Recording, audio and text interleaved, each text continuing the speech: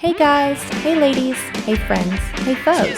We just wanted to take a second to remind you that while we're okay swearing when little ears are listening, you might not be, and that's okay. So here's your chance to pause us and wait for nap time, or pop in your earbuds. We hope you enjoy the episode. Me in the straight jacket. 'Cause I'm a criminal. I need some medication. I'm hearing voices. I'm making bad choices. Welcome back to another episode of Done Playing by the Rules. I am your host, Jenna. And I am the sub-host, No, Jenelle. co-host. I was going to see what happened if I Sub-host. No, because the whole thing I always told you from the beginning of the podcast was I knew that you would be great at this, and this is why I forced you into it. And I knew that I would be just like a good like Robin to your Batman. So I don't know. sub-host. It depends on the week. Sometimes you are That does depend on the fucking week. rock star. That's so true.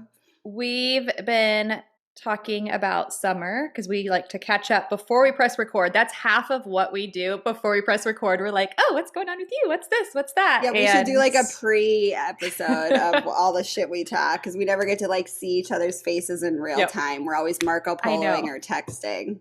So we've been talking summer and camel toes, if you're wondering. Jenna just made me drip coffee down the front of my shirt. I got my teeth whitened, so I'm drinking out of a straw, and I just poured it out. But we already decided that because of my new boobs that my shirt doesn't fit anyway, so I need Which to change. I don't think you've mentioned that. Oh, yeah, we're going to do an episode on that. Yes, Jenelle has added some boob accessory. Just some light fluff up. No. But let's go back. You said you got your teeth whitened, like professionally? I got my teeth professionally whitened. Yes, that's why I'm drinking coffee out of a straw. Me and two girlfriends went to a teeth whitening place. I can share because they did a reel of it because they do reels for everything because they are in real estate, which I am studying for. Also update, which is so fun. I'm obsessed with it. I can't believe how much fun studying is when you're actually on ADHD medication.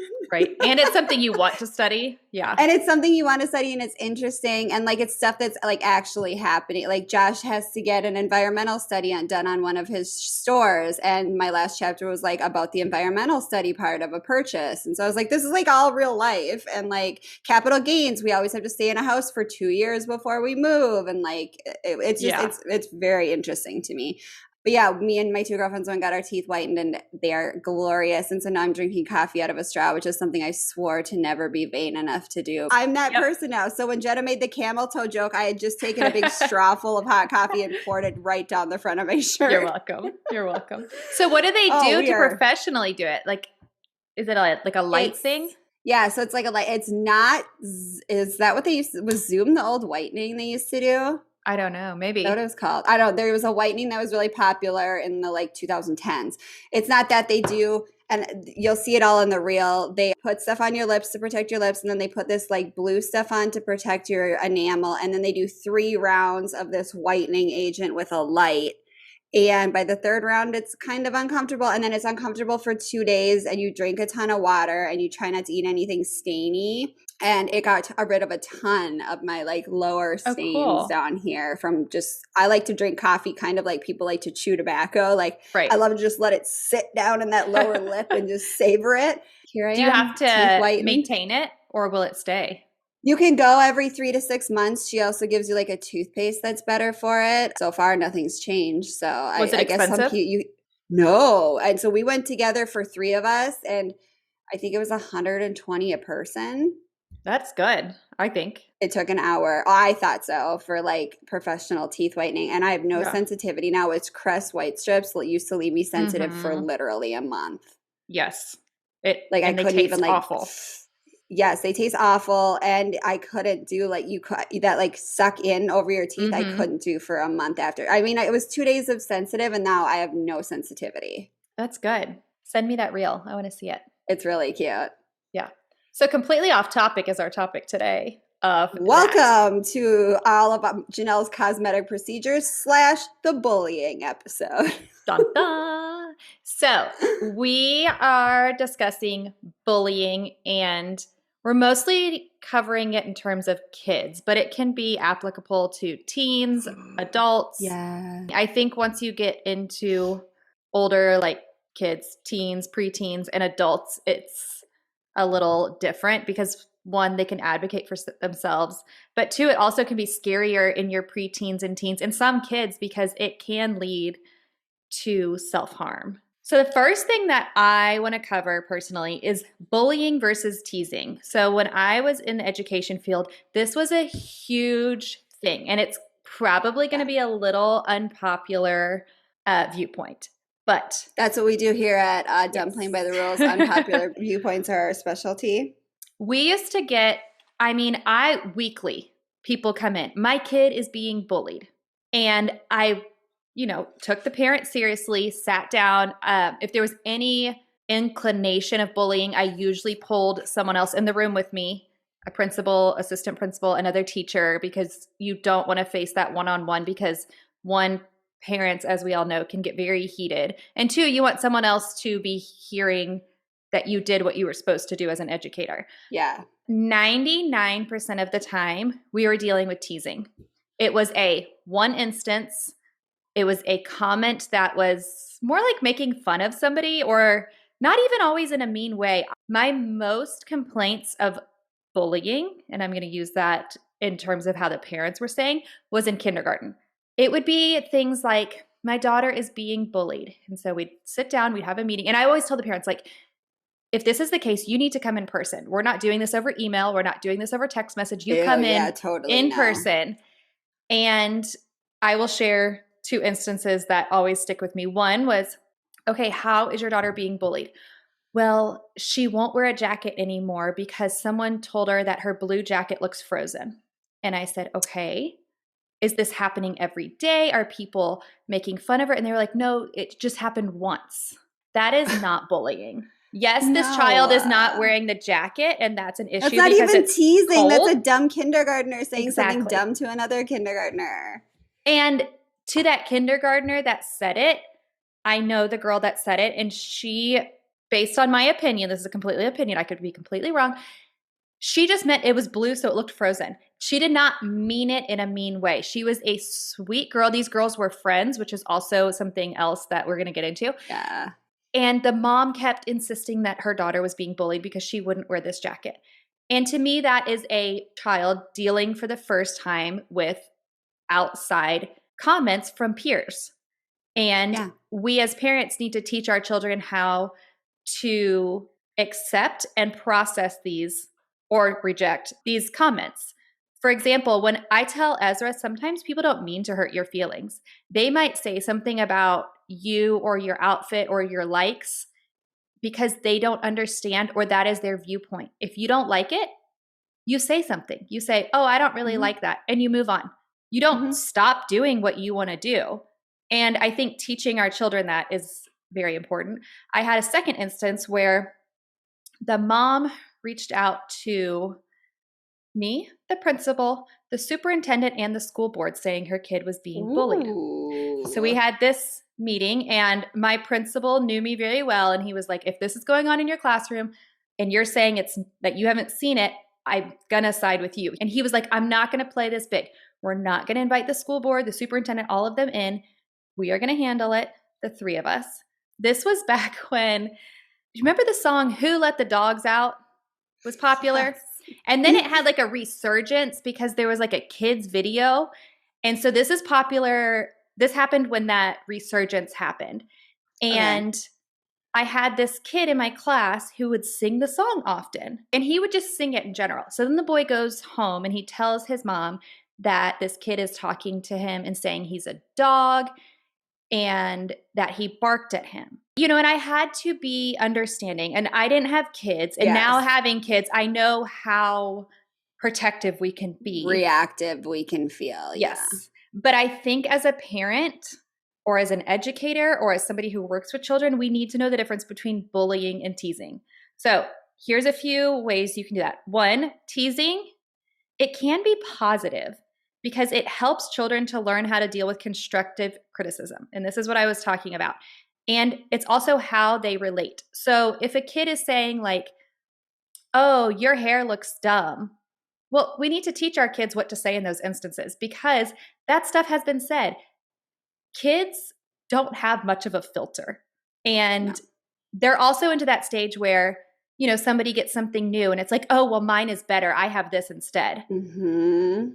So we need to teach our kids how to deal with those situations. We don't just yell at that kid and say, stop it. Don't say that. Like, no, when our kids grow older, they're going to be faced with this all the time and they need to know how to deal with it.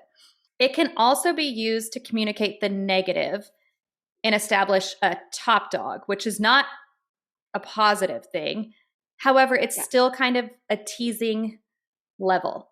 So bullying can start out as teasing, but then when it's done, and here's the 2 points, over and over, so consistently, and it's meant to be hurtful or threatening, it becomes bullying.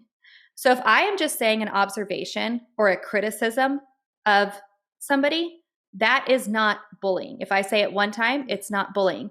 Now, if I am seeking out one person and I'm doing it over and over and I am purposely trying to be mean, then you're dealing possibly with bullying. Bullying also, and here's another important thing, involves an imbalance of power. Victims don't usually provoke it. So think about your classic bully. It's the big kid picking on the little kid. And this doesn't have to just be a size thing. It could be the kid can't defend themselves because of their physical size. It could be a social position. Say it is an older kid, or unfortunately, sometimes it even is a parental figure or a person of authority that is bullying a child. That can definitely happen. Or it could even be like a physical disability if they can't protect themselves. If a victim gets upset and the behavior does not stop, it might get worse. That is bullying. Teasing stops. Yes. So if I say that is hurting my feelings, please stop, but the behavior continues, that is a sign of bullying. Yeah. Sometimes kids also will say stuff like you've been in that situation where somebody says something to you and they don't mean to hurt your feelings, but it did. Yeah. That's not bullying. And kids are so hypersensitive, a lot of them. They are. If I even say to Peyton, she's definitely at this stage right now, and if I say to her, go clean your room, sometimes she'll get upset because she says I'm saying it, quote, in a mean way. And it's like, oh no, like I'm just in a rush and my mind is elsewhere. And she's like, but you didn't say please, so you have to be mad at me. And I'm like, I didn't mean anything by that. And I didn't even think twice. I'm not mad at her. But to her little brain, it is. And so kids conceptualize things completely different. So here are some helpful questions to ask your kid to kind of determine what you might be dealing with. 1, are the kids who are doing these things your child's friends? If it's your child's best friend and they're doing this, it might not be bullying. That might just be 1, a mean kid, or 2, they might be teasing. And that's a good conversation to have with your kids about appropriate friendships as well. 2, you ask your kid, do you like it when they tease you? Because believe it or not, some people love that like playful banter and to kind of be poked at. I and love to be teased. Being teased is like my love language. When someone's kind of mean, I kind of love it. Right. And Brandon and I do this to each other, but we have to be careful when the kids are around because we don't want them doing it to other people. And so we do explain it to them, but we also try and like not do it. Or to the other parent, do your kids ever mimic like what you say? Like I'll be like, you're being a real bozo. And they'll be like, yeah, dad, bozo. And I'm like, no, you can't say bozo. Right? Yeah. 3, another question to ask your kid, which is a very important one in my book, is do you tease them back? So if your kid is like, they're bullying me or they're teasing me, are you doing it back? Because a lot of times kids will kind of do it back and forth. Like remember when like yo mama jokes were like popular and it's like, they're still popular for me. I do it with one of my neighbor kids that's 10. We love a yo mama joke, even though I'm friends with his mom. Yeah. And so maybe he says one that truly offends you and then you go tattle. Well, you were also doing it. So just because he had a better yo mama joke does not mean that you're being bullied. Just because you lost doesn't mean that you're now a victim. Exactly. Also, have you asked them to stop is an important question. That's our biggest. Ezra's really good at asking to stop. Zach is atrocious. Yeah. Oh, he'll be quick to say it. And then also, if you have asked them to stop, did they stop? If the answer is no, like red flag. And the last one is if you told them you hurt your feelings, would they apologize or did you tell them it hurt your feelings and did they apologize? And That's one that I also have noticed with Ezra because he's at that social age. He'll come and tell me stuff that happened. And I'm like, well, did you tell them to stop? And he said, yes. Did it stop? Yes. Okay. Did they apologize? Yes. Okay. Well, I'm glad you felt comfortable to talk to me about it. I'm not going to do anything except talk to you and help you process it because there's no actions to be done because you handled it. I'm not going to go then tell the mom. Like, there's no need to. It's done. Just it's dealt FYI, with. your kid, like, right. No, exactly. Ezra handled it and he did it the way you would want. And you're there to hear the story of the tale that is finished. Right. And then a lot of times we will talk about, how he handled it, how he felt, if there was room for improvement. And he is great at taking that in. So if your child answered no to those questions, then you might be looking at bullying. And if that is the case, here are some tips. And a lot of this is from Stopbullying.gov, which I linked, and they have some good resources. Also, I think we all know there are tons of resources out there. A lot of these are applicable if your kid is in school because schools have anti-bullying programs in place usually. And most of this is in-person bullying, not cyberbullying, which I will briefly touch on, but that's a whole other kind of thing. Jenna and I are not mentally prepared to take on cyberbullying yet. We're still trying to figure out how person-on-person bullying is going to work. Exactly.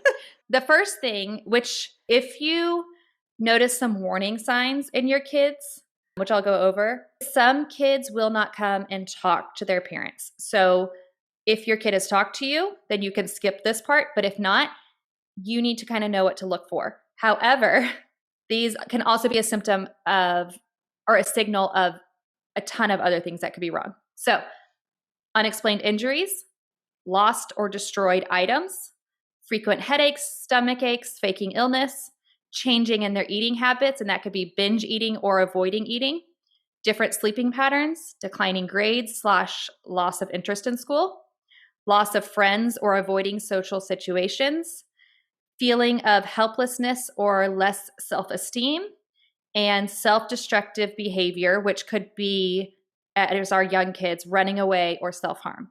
Those are all warning signs. And this does not mean your kid is being bullied. It just means, okay, something's going on. Bullying could be something. The second tip is know what bullying and what it's not, which we've covered. Because if it's just teasing, then you just need to teach your kids some coping skills. Third is to determine the type of bullying if you think it's going on. Is it in person? Is it cyber? Because cyberbullying, like I said, is a whole other thing. And I think a lot of times parents overlook cyberbullying because it's like, oh, well, they just typed something mean. Like, we didn't what's know. The harm? Cyberbullying was like when someone wrote mean notes about you back in the day. Like, I was like, words can't hurt. And So cyberbullying feels fake to us old ass elder millennials, but it's I think it's way worse. I would have never been able to manage cyberbullying. I mean, I experienced it briefly and I'm so glad I didn't grow up with it for a super long time. It's just a full like neuron melter. I feel like it's too much. And this one has to be done because you're prior. So young, I forgot.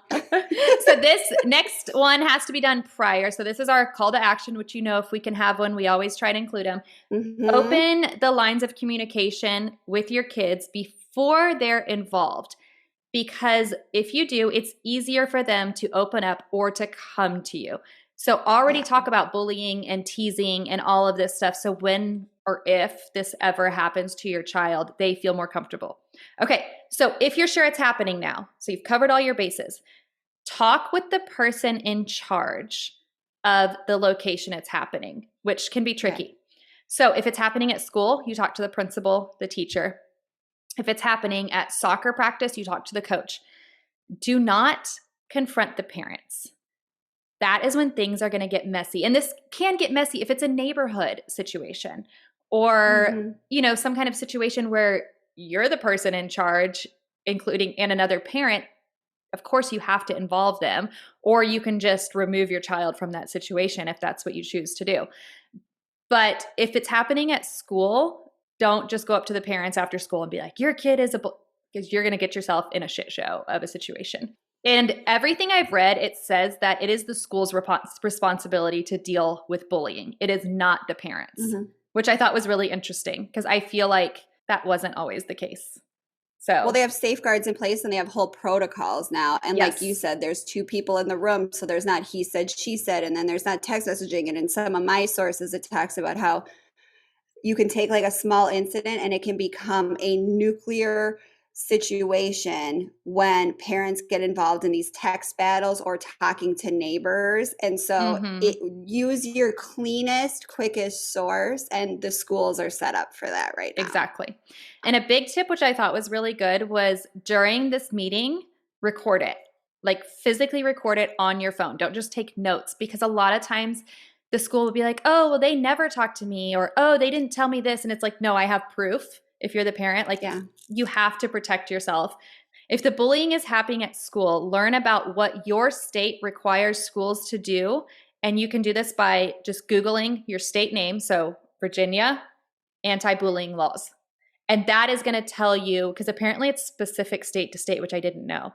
It makes sense. Every school is so weird, state to state. Because I think if I read it right, cyberbullying is not covered under every state. Oh, I don't doubt it. It's got to pass just like all the other weird unnamed laws have to pass state by state right now. So the school can still help you, but technically there's no law. Yeah, it gets messy. Document everything your child shares with you, or if there's physical proof such as injuries, broken items, lost items, which in turn means somebody stole them, and what you notice with your child behavior-wise, and include dates and places. When I was teaching, we had an instance that was really a muddy one because it was 2 boys in my class, but the bullying always occurred at the after-school program, but they were in the same class. And so it was just that really weird situation. And so I was involved, but when we got down to it, they wanted the school to handle it. And this after-school program was not through the school. And they wanted the school to handle it. But when we went to the documentation, there wasn't a single instance that happened in school. And so it was just a really weird situation. And the after-school program was so overwhelmed and understaffed that there wasn't much being done. And it was just a really difficult situation. And so make sure you're documenting. And a lot of times you'll notice if your kid is getting bullied, it's happening certain situations. So it might be recess, it might be PE, it might be the lunchroom. And so then you have different monitors in place to watch that, because a lot of times like teachers aren't in the lunchroom. And so how is the teacher going to help nip this in the bud? You need to get the lunchroom monitors or the recess monitors or your PE teacher involved. Keep following up with your kid and your principal or the person who's in charge.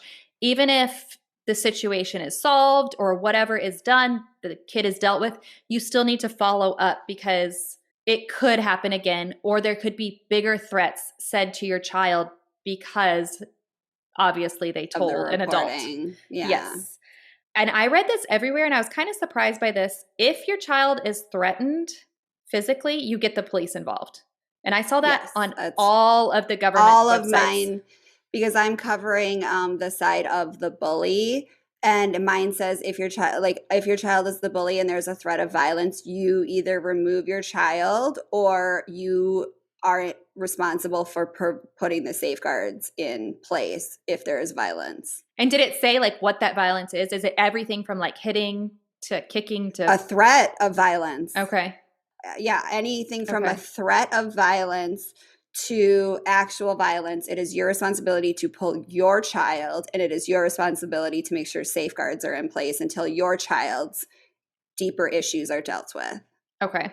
If it continues, the bullying, document it and file a notice of harassment. I have included a link for that. It's a whole little like paper that you just do it and you file it. Anything the school says they're going to file, you need to ask for copies. If they say they are going to file something, say, I need a copy of it, including when, like time and date. Because like I said, schools are overwhelmed. I would be saying, so I can expect a copy of this by next Friday, or when and can I expect and have a deadline? Yep. And if you're recording it, you have proof that they said they would do this. You may have to move up the chain of command. especially if things are not being done. So if the school is saying, okay, we're going to file something and they don't, give them a second chance. And if not, you may have to move up to school board superintendent. Level up your Karen. Yes, there are bigger entities in place to help protect you. And the last two are more if you choose. Seek out counseling if you think your child needs it. They might say they don't, but I think maybe an initial just checkup might be okay for your child, especially if this is something that's been going on for a long time. And try and keep your emotions out of it was a big tip that I read. Huge. The school is going to be more receptive if you come in and just say, here is what is going on. Here are the facts. Here's what I've noticed with my child. But if you go in screaming and yelling and blaming the teachers, the principal, which happens a lot, you're not going to get the same results or listen to. And you could even get kicked out of a meeting for acting that way. And if you start name calling, I have seen it where parents come in saying their kid is either being bullied, and they'll even say like the teacher is bullying their kid or treating the child unfair when their child is actually the issue. And it's like, yes, your child is getting more consequences, but your child is also doing X, Y, and Z to earn those consequences. So I am treating them different because of this. And we've had threats from parents. We've had people just come in screaming, blaming, name calling, had to call police. And guess what? Their problem never got solved because of how they handled that interaction. And there have been also instances where the parent is not allowed in the school anymore. And so you kind of screw yourself if you do that and your child. So try and calm yourself. And if you're not the parent to do that, maybe have a spouse do it if you are able to, if you have a spouse, or give it a day or two and just try and really talk to yourself. And you can even go into it and just be like, this is a really emotional situation. I am going to try my hardest to keep my calm. If I get heated, I might need to walk away from it. It's okay to get heated. It's just not okay to handle yourself in a manner that is going to cause more harm. I am the default parent for all of this in the future because I was talking to Josh the other day and I was like, so-and-so said blah about Mikey. And he was like, tell him I'm going to beat the shit out of him. And I was like, Josh, that's a kid. And I was like, also Mikey is the perpetrator. Like, yes, he is annoying. So kids should say he's annoying. He's like, I'm going to beat the shit out of him. And I'm like, you can't threaten to beat the shit out of kids. Yep. You're never going to their school ever. Yes. Yeah. Okay, Jenelle, give us your opposite. Okay, here's the first thing that you mentioned, something that came up a lot in my research, and I am going to cover how to intervene if your kid is the bully. But something I came up with a lot is a clue that your child may be being bullied is if, especially in boys apparently, if they rush in the door and use the bathroom, like they have been dying to use the bathroom all day, because I guess a huge amount of bathroom bullying happens. Because there's never teachers in there. I was bullied really badly and physically assaulted my freshman year of high school. And I only stayed at that school for 1 year because, as Jenna said, my grades started to suffer so severely that I had to move to a different school. And then I was in the top 5% of popularity and no bullying ever happened to me again because that school was just a better fit for me. But the bullying was a lot in the bathroom, a lot on the first day of school where they do the pep rally on the football field, parties after school, like after football games. So places where teachers aren't, and kids get really good at figuring out where teachers are not. This article just talks about, and this again is from my new favorite website, Goop, which hasn't been updated for a while. So I think we're going to have to find a new favorite website, but I will get back to you when I find it. Most resources on handling bullies focus on how to help kids who get picked on, which on the surface seems fair. More kids seek help from being bullied than for being bullies themselves. But getting the call that your child has been teasing or excluding another kid can be just as emotionally charged and important to deal with. And again, this article will go on to differentiate teasing versus bullying. Many times not saying one is more, it's not cool to tease people, but that's part of the social hierarchy and kids learning how to relate to each other. So you cannot necessarily fault kids for teasing, because unfortunately it's the same thing as growing out of pants. And that is not to ever say like kids will be kids, because that's not what we're talking about. But teasing is a gateway of we need to work on some communication skills, where bullying is like we bypass the communication skills and now we are inherently trying to make a child miserable.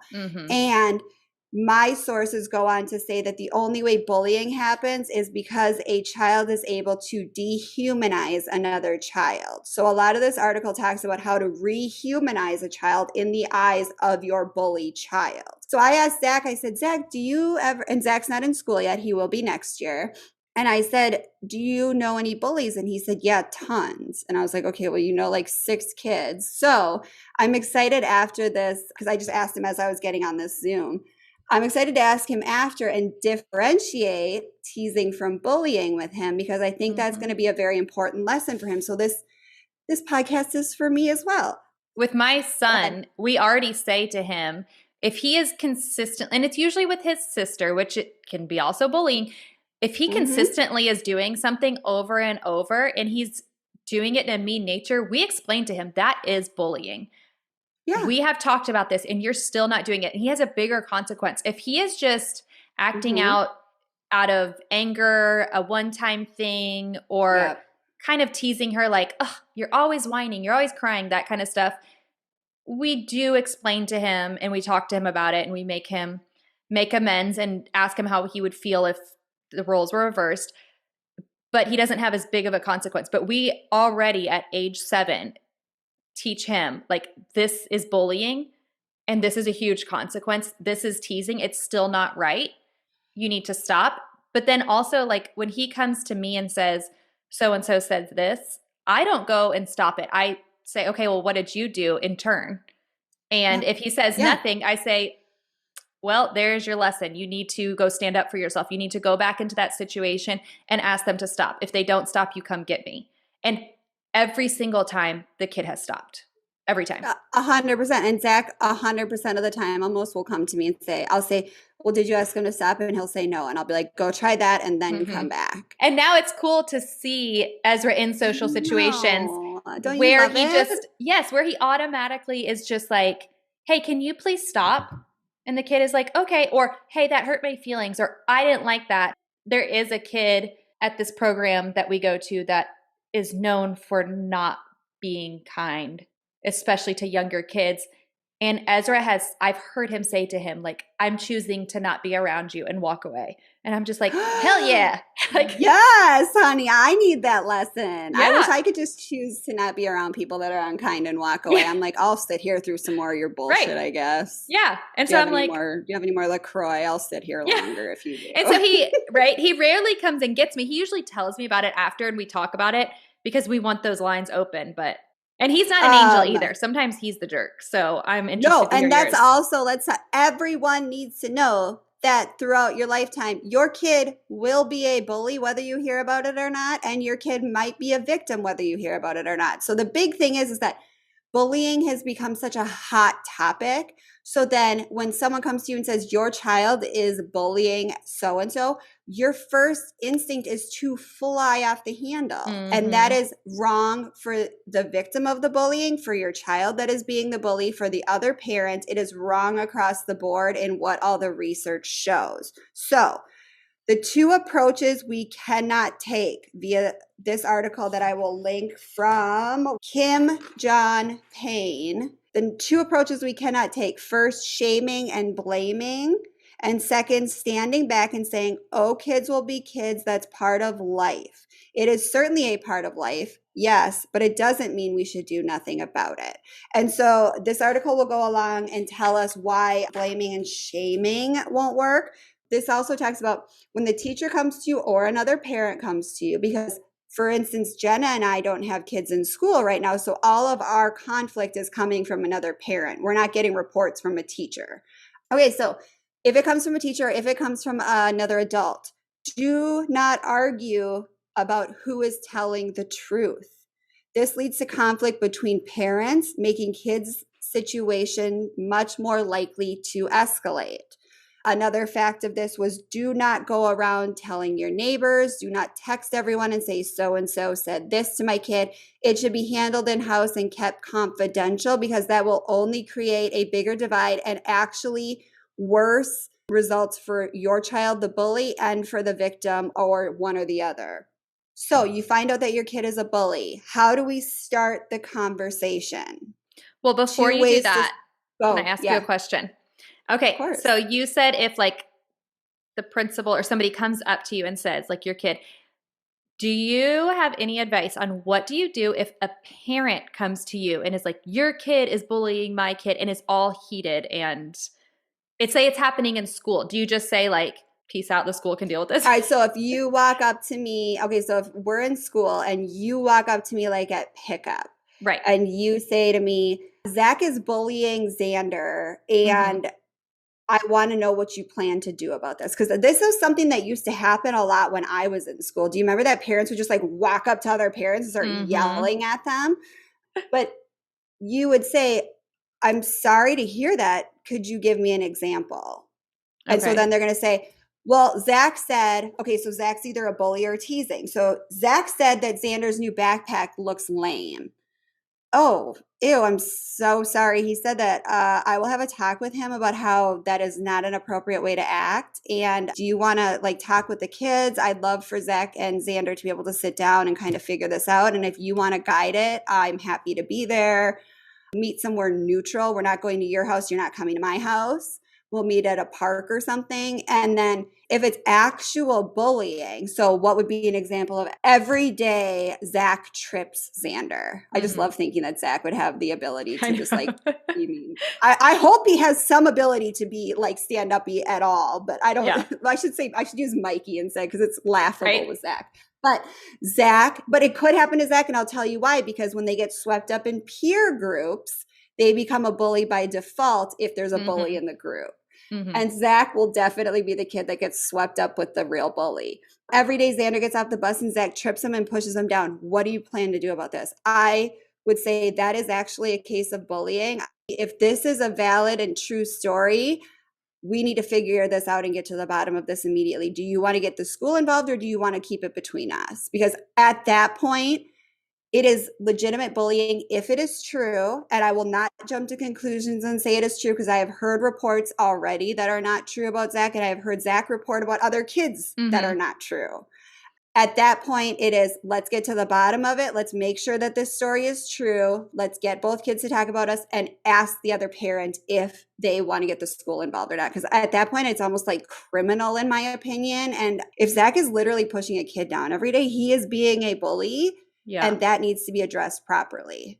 I'm going to go against it and say, like, I think you should just get the school. Like, we need to get the school involved.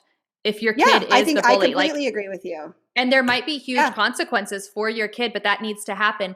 But it's also to protect yourself. I'm fine with the consequences, yes. Because, like we know, parents get heated. And I doubt they're going to come at this in a kind way. And if they do approach you in a kind way, like maybe you can handle it. But if they're coming at you in like a very aggressive way, even if your kid is the one that is being the ass, like I think you need to get the school involved. And also, I think getting the school involved helps because as a teacher, sometimes there's stuff that happens, like you said, in the bathroom or in line. Say you're walking down the hall and stuff is happening while you have your back turned because you're not walking backwards usually. And the teacher needs to be aware.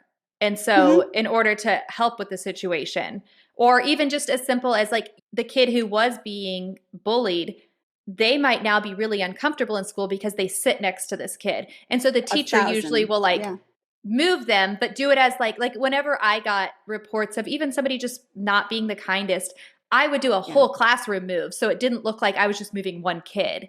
And so a lot of times like teachers have these sneaky little things that they can do. So I'm going to say like, don't ask to get the school involved. Just say like, I honestly think you're right. Yeah. Let's go. And I'm glad that we're having this conversation because these are all things that I need to consider as I send my kids into school. And also I am much more level-headed with these things, but I feel like if anybody Right. ever walked up to Josh at pickup and was like, your kid's being this to my kid, Josh is going to be like, okay, well, should we have a duel at dawn or at dusk? And I so got my gloves. Josh is, Let's I'm go. going to talk, yeah, glove slap like The Simpsons. I'm going to definitely tell Josh if anybody comes up to you and accuses Zach of anything, the first thing you need to do is say like, okay, I'm going to let my wife handle this or the school, which one do you want? And here's Right. their cards. The card for the school and here's the card for my wife, and don't talk to me anymore because I'm not capable. But I think that also, and when I called the school, Jenna knows I've been calling the school a lot, talking to them about what grade to put Zach into because I'm just that mom. She said there's programs in the school designed to deal with this, and it can be a month-long program, and they have a month, a 6-week, and an 8-week like deal with this problem. They have trained guidance counselors. That I was on the phone with the school psychologist and the school social worker, just like navigating where Zach should go based on emotional intelligence and academic intelligence. And so those people all have degrees that I do not have, even though I think I'm an expert. And so the only thing that we need to garner from this is that our job is to have the conversations, because even if you have the school handle it and you still get to live with the bully, you still have some homework to do. A lot, yeah. A lot of homework. And so that's what this article lays out for you. How do you start the conversation with your child? Step one, we need to really make sure we are not interjecting our opinions or interrupting their answers. And we also need to, I don't want to say fake go alongside them, but seemingly get on their team. Mm-hmm. So let them know that you stand with them no matter what. They maybe have made a choice that you're not sure you agree with, but separate that choice from the child. And you are going to get a completely different result than having the conversation of like, so-and-so's mom told me that you pushed down Xander and now you lose your video games. And I can't believe I've raised such a bad little kid. And I'm so ashamed and I'm so embarrassed. And we don't act like, I say sometimes we don't act like this in our family, but I should probably stop. So step one is the school's been in touch or so-and-so's parents have been in touch. Let them know where this is coming from so that they're not blindsided and they don't think you're on a weird fishing expedition. Straight up, I know what's going on. Someone called me and let me know what's going on. Step two, can you help me understand what's going wrong? This is a key question because it lets your child know that the situation has something going wrong, not the child. Can you help me know what's going wrong? Not, do you understand why you're wrong? Number three, what things do people at school do that annoy you? This is best to do without singling out the targeted child. Instead, frame it generally as people. This will help you garner. A lot of bullying comes, they say, from frustration or annoyance, and kids don't know how to express those emotions, so they will bully as a result. Don't single out the child. Don't say, why does Freddie annoy you? Say, what are some things that people do at school that annoy you? Number four, when people do that annoying thing, you probably handle it pretty well most of the time. What do you usually do when you feel frustrated by people? So this means separating their action from their identity again, which is the most important. Step five, what are some examples of things that you do that get you into trouble or could hurt someone's feelings?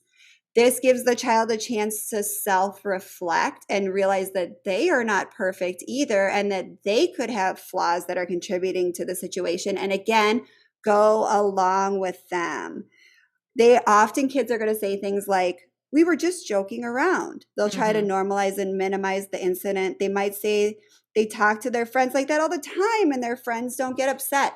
Go along with that. Oh, cool. Yeah. So Colin doesn't care. He doesn't care that you talk like that. That's because you guys are buddies and there's a trust built up there. I completely understand that. Yes, that's true. You're friends and they trust you. That's where we would talk to them about when you cross the line. Because like Jenna said a multitude of times, teasing is how friends talk. Me and Jenna tease the shit out of each other. Me and Josh tease the shit out of each other. Me and all of my friends tease each other mercilessly. But that is because there's trust there and there's love behind it. Kids don't react the same way. Right. So the next question would be, where does joking around cross the line and become teasing? So there is joking around, there is teasing, and there is bullying. I tend not to use the word bullying with kids, the author says, because boy, that makes them clam up. So I just ask about crossing the line and teasing because you already are aware that your child is a bully. So we don't need to call them that. And how to recognize when the situation isn't fun anymore. What did you notice in a friend that maybe makes it seem like the teasing is fun, and then it makes it seem like the teasing isn't so fun for them anymore? Does their body change? Does their face change? Does their voice change? Do they cry? Do they step away from you? Do they act nervous around you? Do they avoid you in the hallway? Those are all tips that you can give your kid to build their emotional intelligence. And then bullying can exist only in a culture where the victim has been dehumanized, which we already talked about. So one of the key steps is to rehumanize the child who is being picked on in the eyes of your own kid. So the author says, I start this exercise by having the child tell me about their best friends. Who are they?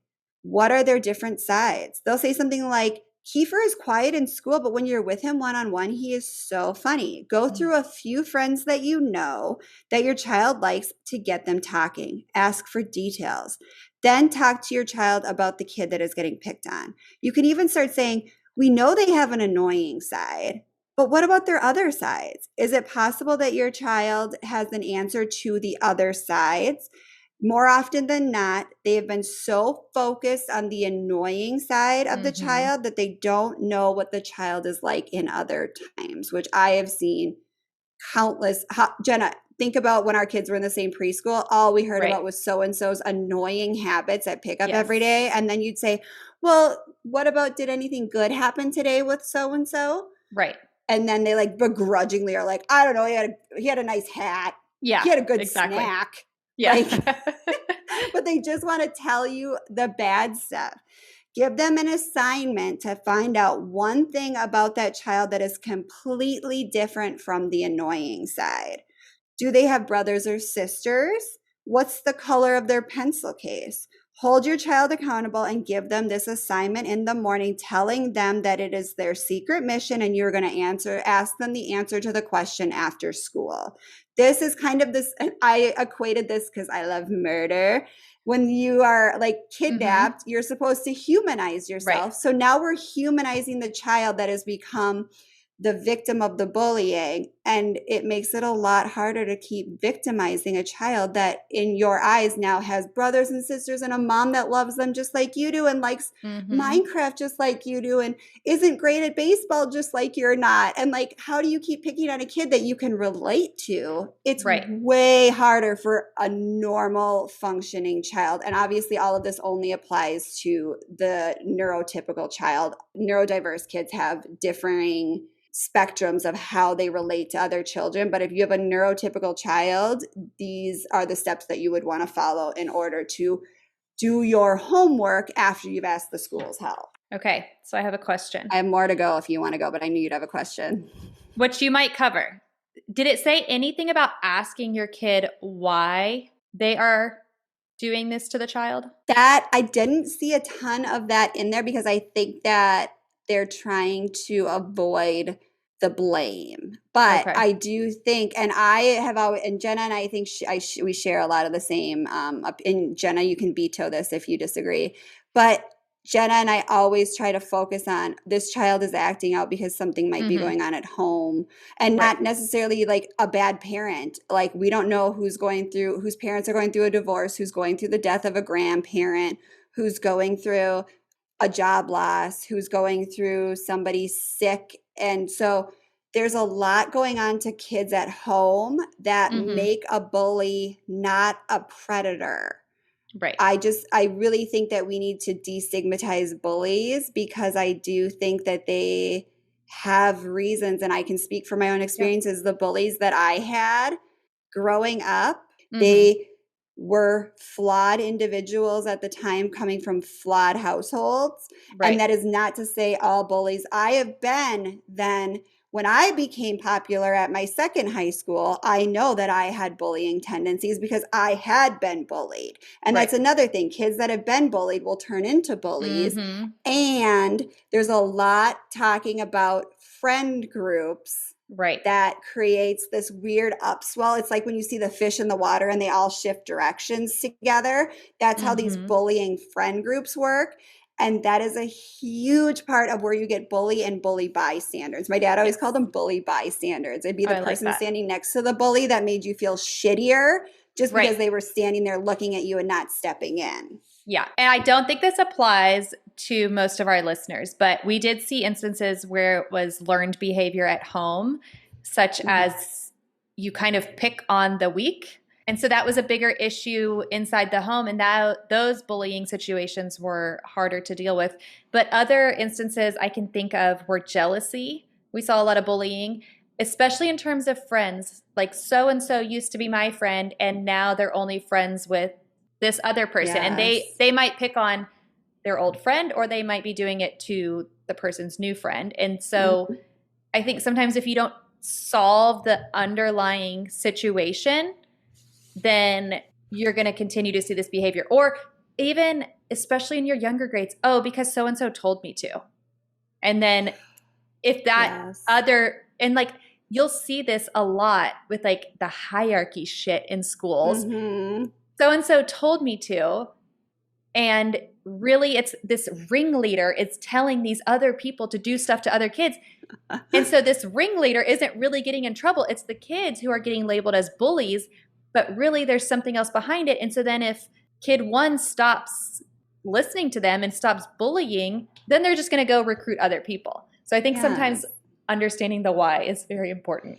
You're completely right. And that's the next part of how do you handle the question is, how do you handle bullying that's driven by social pressure from a group or clique? Yes. Which is so, I mean, I can list 20 times this has happened to me in my life. I've been involved in it. Do you remember three-way calling? Oh my God, it was like just made for bullying people. Okay, be quiet. We're going to call her and pretend like you're not on the line. Let's call Sarah, and I'm going to say that she looked ugly today, and you can listen, and oh my God, it'll be so funny. And oh, nope, it's not that funny. Sarah is now at the hospital. Like, so with kids, there is often a lot of pressure to be part of a tight peer group. And this is just natural human behavior. You are protected by your group, by your like tribe, as we were in the Homo sapien days. Often the way these groups get and stay together is by strictly defining who is in that group and who is not. The way the group stays us, quote unquote, is for there to be a clear them, quote unquote. Typically, there's a child who is very central in the group. They are usually not the one carrying out the bullying, but they do sign off on it. If a child wants to remain a part of that group, they have to navigate the pecking order. It creates an environment of social conformity and cohesion where it becomes difficult to not join in when bullying happens. My biggest bullying moment of my life was I'm sure I've talked about this a million times. The first day of ninth grade, there was a pep rally on the football field, not a teacher in sight, 9th through 12th grade. And I was physically assaulted by a girl in my grade and a girl that was like 3 grades older than me. And one of my friends, actually wasn't even one of my close friends, walked in the middle of it. And he was my brother's skateboarding friend, walked in the middle of it, got away and said, "Don't you fucking touch her." One of the girls spit on him and he like protected me and like walked me out like a bodyguard. Aww.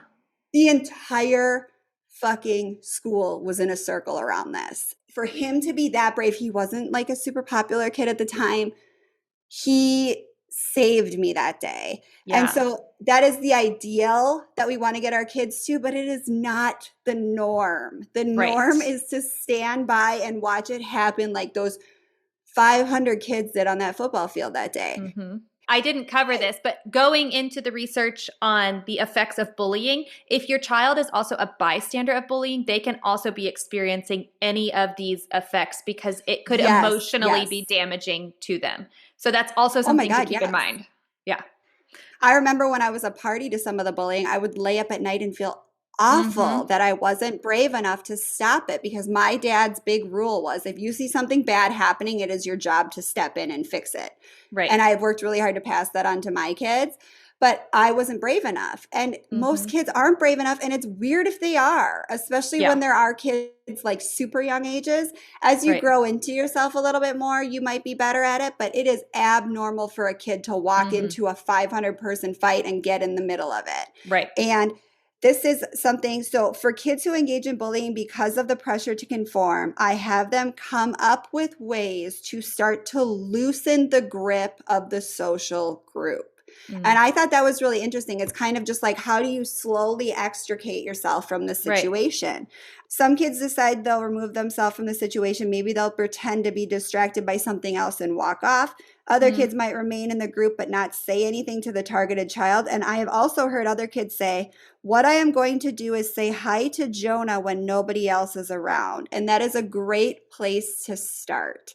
The start, yes. But if your kid can start to say hi to the kid in the hallway when the other peer group isn't around, that makes the victim feel less alone and also starts to humanize the child that is the victim.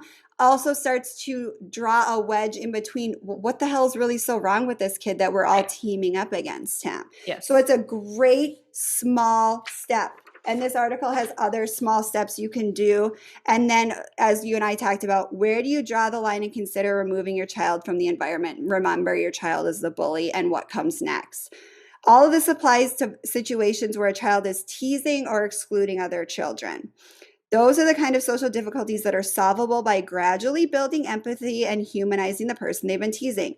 If a situation has become extreme and a threshold event, like a threat of violence or some other severe action has occurred, that's a different story. You will want to say, you are still my child and I am here with you, even though what you did was unacceptable. But then you need to consider withdrawing the child from the environment or putting them under very close supervision while you seek professional help. If it is your bully, it is your responsibility. And if you need to pull your bully, you need to pull your bully. I can remember this one mom who was wonderful. And her daughter was just one of those like natural ringleaders. Everyone kind of followed her, but she didn't always make the best choices for her posse. Kid should. No, they're not organized crime leaders. We don't have little Tony Sopranos. They're little dumb kids that are trying to figure out how to navigate the world. And I wouldn't necessarily label her a bully. I think it could have led to that. And this is kindergarten, keep in mind. This mom was so on top of it that she would come to class and sit there until her daughter basically got her shit together and started being kinder. And she would sit in the classroom, and anytime anything would come up, remove her. And it was so embarrassing for this kindergarten girl who was top of the ringleader of all these other girls. And this was a predominantly girl class. And she would she nipped it in the bud. And it was I fucking love idea. This mom so much. And I had an open line of communication with her. And she was like, she has always been like this. She always just kind of has a natural following, but she has not been making the best choices. And she was like, the second you see something, you tell me. And so I would. And then she was like, I'm going to be in class the next day. And she would sit there for the whole week. And she had 4 other kids. She did not have time to do this. They don't fuck around when you got 4 kids, though. You don't have time to fuck around. Exactly. No. We need this situation solved this week because next week I got Tommy's problems. Yep. She's a wonderful girl now. She just graduated high school. Yeah. Because her mom was like, fuck no, we are not playing around like this, Lucy. No.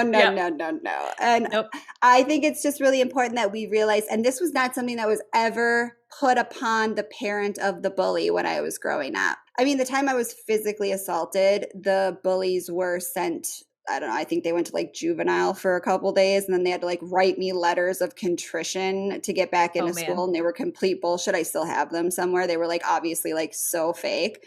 What we need to understand is if your child is a bully and there is a threat of violence or an apex event, kind of is what they're calling it, you need to be responsible for your child and say, I am here with you. I will love you no matter what, what you did was unacceptable and we're going to work together until we get some closure on this. Mm-hmm. Because you don't That's want to feel, great. you don't want to be like, get out of my house, you embarrassed me. Right. It's still your fucking kid and you Mhm. still love it, Right. presumably. And you have to keep in But- mind either they're learning this from somewhere or something is Mhm. going on. They're So not a bad kid, most likely. I No. mean, the bad kid ratio to bully ratio is like 1 in a million. It's just exactly. they're caught up in a bad peer group. They're going through some sort of life stress. They have something going on at home. They have something they're not talking to you about. Zach will Mhm. frequently not tell me things that are bothering him for like 2 weeks, and then all of a Yeah. sudden be like, "So and so 2 months ago said blah to me," and I'm like, "Okay, cool. Right. What the fuck am I gonna do now?" Like, Yeah. I mean, it could be even as simple as they learned it on a TV show and they saw Mhm. how this person basically rose to the top of the group by acting this way. And another thing that we don't factor in is there are natural cliques that come in from different schools. When Mhm. Jenna and I had kids in the same pre-K class, there were kids that were in a pre-K class before that together that had a Mhm. natural clique that was very impenetrable and kind of floated around and kind of took one kid in and then spit them back out because the us versus them dynamic is just a part of Yep. how kids develop. I And wonder if that's why our boys bonded so quickly because they were both new kids. they also just were like sweet babies that like sitting on the same teacher's lap. That's I true. think. But I think you're right. And I think it'll be an interesting transition for Zach, who's going to shove into a school in 3rd grade.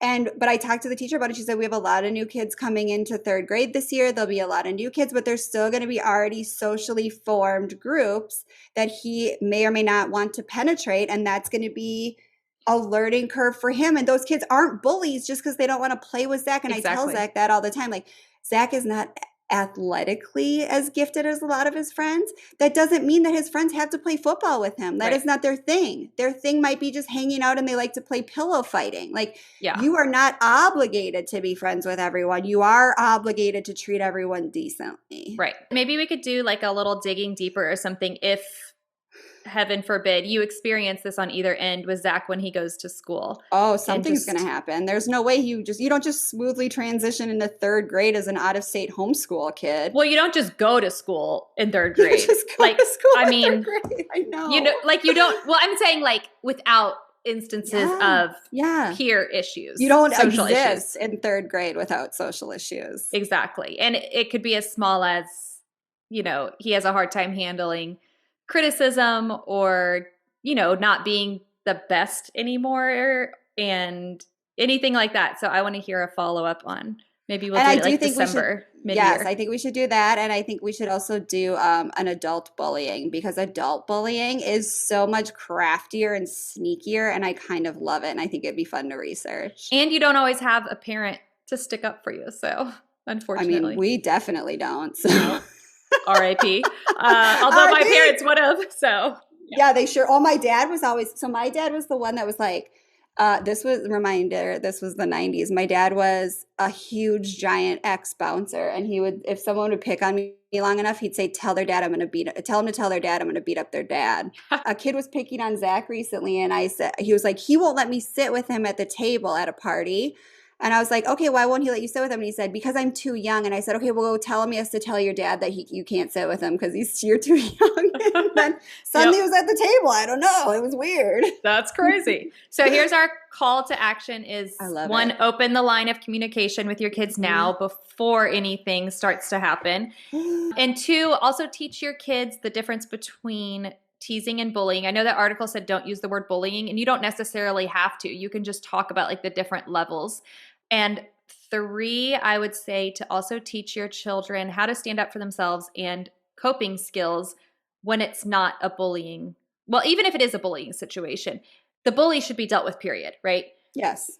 But none of us want our kids to be victims. And if your kid has these coping mechanisms on how to stand up for themselves, a lot of times they're not going to fall victim because bullies are going after the weak or people they have issues with. And if your kid has these coping mechanisms, I'll use Ezra as an example. He was getting kind of picked on at Forest School by this kid that was almost double his age.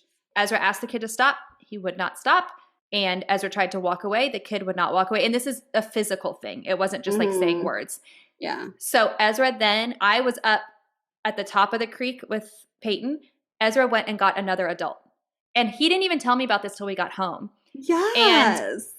And the kid stopped immediately. And Ezra even said, he was like, I purposely went to this little girl's dad because I knew he could handle it. He knew to seek out the parent that could handle it. And the parent nipped that shit in the bud. And then there were bigger consequences because more stuff happened, not just with Ezra. But anyways, I'm just saying, like, he knew what to do. And he didn't just sit there and whine and cry, even though he was half this kid's age. And he used his words. He tried to walk away. This kid just kept going. And so he went to a dad and said, here's the situation. Can you help me out? And the dad was like, sure. Hell yes. I'm sending that dad a box of chocolate. But it means a lot to kids to know that other parents are invested in their well-being and their safety. I am the first to hand out some consequences at a park. Don't you worry. You don't have to ask for my help. I will offer it up. Yep. So with that, talk to your kids and call your therapist. And take your meds.